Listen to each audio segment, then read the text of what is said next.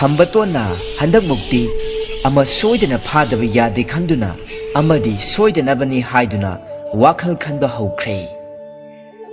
Mahakna illiba ngabong adu lauthoi setliba khudai adu ningri takhatli. Makhut oina mani pai yet thangba makhutna ngabong pai khulai thuna nason pikna changsilli. Khambaton lona changsinkhibada sekpi mayamdu khongduna paithokhi. Ama khatangdi naptuna leihowi.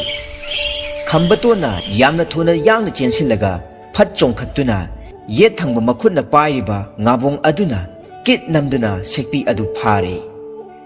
Sekpi aduna chek chek khongbagi makhol aduna surung adudagi khonthang yairakle.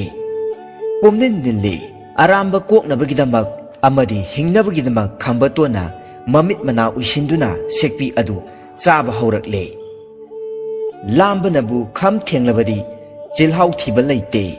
Sekpi da natte mana hek thengnaba chaba yaba khudingmak charagadabani. Sekpi du chawmanbana loina chaba ngamde. Machet amatang chabada mabuk thalle.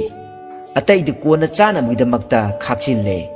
Mabuk thallabada Khambaton hanagi mafamdu tana hallage khalakle.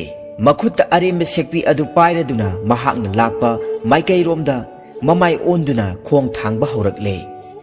Mahak asum chatli adubu hanagi mafam adu yauba leitre. Kuina asum hanagi mafam adu thi duna chatpada mahak ware. Makhutta pairiba sekpi adu amuk chare adubu sa chabanina isingsu yamna khaurangle. Adubu isingde kadai Khambaton soidana siba tare haina khankhre.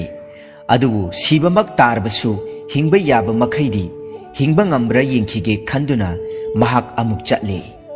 Amuk pothai lamlakpa matamda sekpi adu khara chai. Asumna Khambaton numit kayani amasu lelakle. Haujikti Khambaton chaningai amatta leitre. Ising thaktaba kuirabana ising khaurangbanasu ngaure. Kari pambaidi leiri. Khambaton surungi machi amada phamduna ngaihak pothai. Asumna phaklangda ngaduna potharammadagi tumthakre. Hek tumkhibaga mahak mang ama mangi. Mang aduda mahak mayumda chatlami. Mapubokna magidamak warambadu urami. Mahak matam kuirabagi tungda thajadana halakpa aduda magi mapubokna yamna harauna nungsina konbirami. Mamanaba mayam laktuna harauba phongdoktuna wa langlammi. Mikap thorakpada Khambaton phuk haugatli.